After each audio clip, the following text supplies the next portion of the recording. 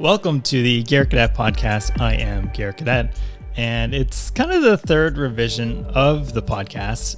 If you've subscribed to this feed before, or you've seen my previous body of work of the aforementioned Garrett Gaudet podcast, it's kind of been all over. Started as a talk show, then went to like a business kind of podcast for a couple episodes back in 2020, and I've always wanted to kind of do a podcast again, but I didn't necessarily know what to talk about. So this is where the revival, or I guess this other crack at it. Unscripted is fun. But yeah, you've seen the title of this episode, and I'm just going to get right into it. So I guess that's 2 weekends ago, I attended the F1 Canadian Grand Prix. I've been a big F1 fan for the last probably 3-4 years now, and I've never really had an opportunity to go to a Grand Prix or a GP, and the opportunity presented itself this year. So for me, living in Ontario or near Toronto in Canada, the closest Grand Prix for me is Montreal, and I've never been to Montreal, so it kind of checks off 2 boxes, and I've got a good friend of mine who just moved to Montreal, so I got to go visit him for the week and then spend the Grand Prix weekend at the track at the Gilles Villeneuve circuit in Montreal. And it was an incredible weekend. If we want to talk about how to put on an event, F1 does it so well, or just the atmosphere, the energy of the crowd, and everything that you can do at the Grand Prix. So I'm not going to get into the race itself or any of that, but Heineken is a big sponsor of Formula One, and what they've done this year is they partnered with Martin Garrix, and they do this at a lot of Grand Prix where they fly in DJs or have entertainment after the race day on the Sunday and have a fantastic show for the crowd, the audience. And there's the Venn diagram, I would say that electronic music fans and race fans or motorsport fans or even Formula One fans have this intersect in the middle. And, you know, with the dominance of Max Verstappen, if you are an F1 fan, you'll know that the Dutch take great pride in their Dutch athletes, musicians, artists. So it makes sense with Max's dominance this season. So Sunday, race day, we only had general admission tickets. So that meant that we didn't have a physical seat. So all over the weekend, or all weekend, we were just walking around the track or walking around the circuit. And it was just finding a good spot to stand. So we found a couple good spots. One was along a nice straight by the water, by the casino, if you're familiar with the track. And we got a really good vantage point of the cars going around the track with a great view of Montreal. And it was a really good spot. However, knowing that Martin Garrix was playing, and I didn't go to the Grand Prix expecting to see Martin Garrix. I flew out on the Tuesday before the GP weekend, and I found out on the Monday that Martin Garrix was playing because for whatever reason I saw someone's post. Maybe it was Martin Garrix posting his tour schedule, and it's like, oh, Montreal F1 Grand Prix. It's like, whoa.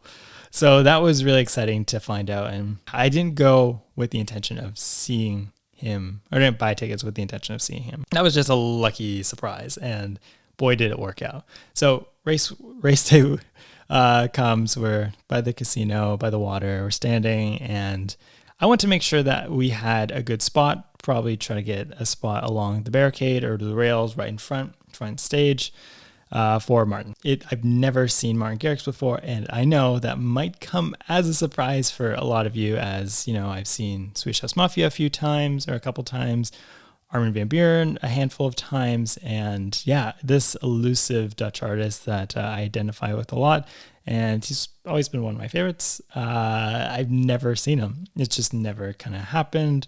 The festivals I've went to, he's never been on the lineup, but this just worked out perfectly. So we're at the front of the stage.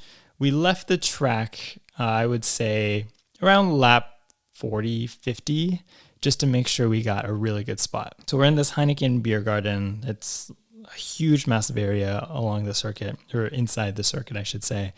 And there's a big stage and then another side patio area where there's chairs set up, beach umbrellas, kind of like a VIP if you've been to like a day club. And they have the race on these screens. So it's not like we're missing the race. We just watched it on the screen, which was really nice. As if you've been to a GP, you don't really know what's going on if you don't have a screen in front of you along the track. So for something like George Russell's hitting the wall, we missed that. So watching on the screen is kind of better. So we got to the stage and it's this big LED screen, 2 LED panels on the side, and Heineken F1 Grand Prix all over, very branded Heineken. So we kind of situate ourselves, put my coat on the rail as it was a very rainy weekend, and I start seeing Martin Garrix's team. So just looking at their lanyards and their passes, I kind of see Martin Garrix's logo with the plus sign and the X, kind of playing off that Amsterdam branding with the 3 crosses or the 3 X's. And then I kind of look down the rail and I see him come out. I'm like, hey, look, to my friend Camilo. And he comes out and it's an hour before a show and he starts signing autographs, taking photos with fans that kind of showed up early. And, you know, it's with an artist like that, you don't really expect that, or at least I don't expect that.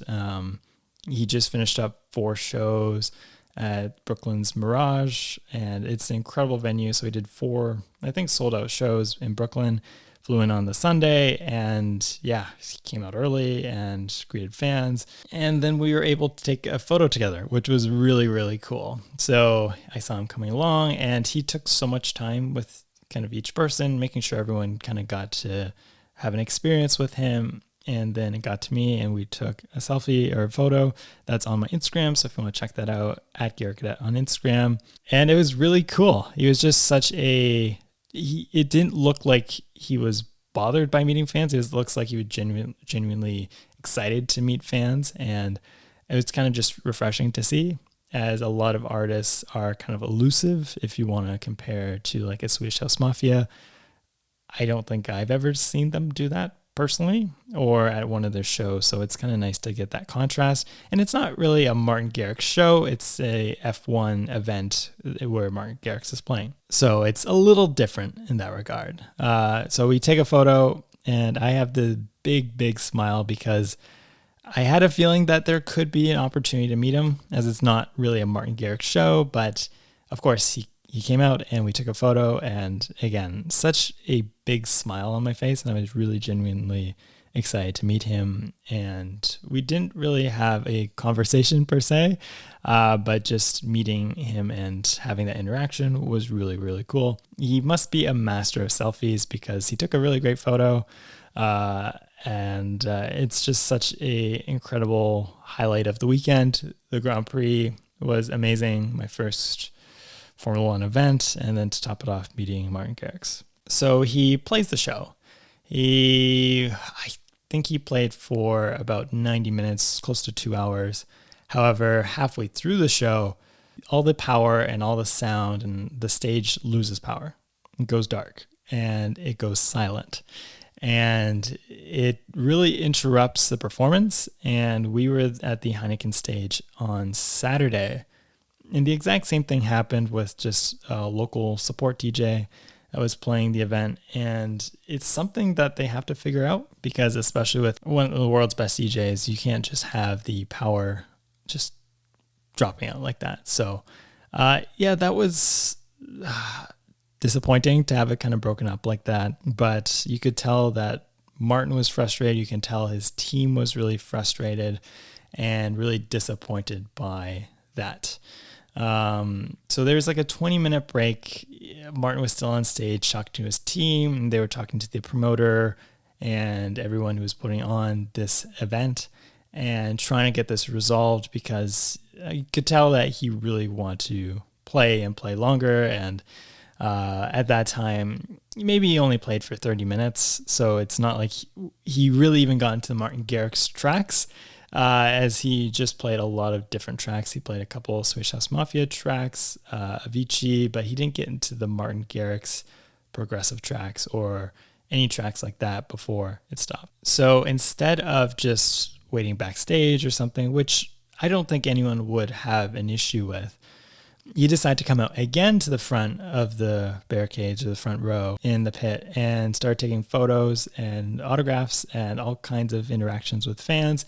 And you just did that as a way to just kill time and spend time with fans. And then came around to us again and we got another photo together. So that was really cool. You could tell the expression is different on his face, as more of a frustration compared to the first photo that we took, where it's just a genuine smile, as he was just trying to make best of a bad situation. And it's no fault of him or his team, I don't think, as the power just cut out. But yeah, so I met him twice, and it wasn't intentionally. I didn't have like a VIP this time around or have a meet and greet. And it was a really organic meeting where I got to meet one of my favorite artists. He's I think we're almost the same age, off by a few days with both birthdays in May. And yeah, just a really cool experience, really cool day. He definitely played a more, I would say, mainstream set, I would say, just to play to a more general audience. It's not Martin Garrix's show, so we didn't really get that hard bass, house bassy sound that you've heard on stamped records that you'd hear at like one of his ultra sets, where there wasn't really a track by Blinders or artists like that, where I just wanted I personally wanted the hard stuff. But I understand that he's playing to a more general audience, and it's probably not the crowd for that.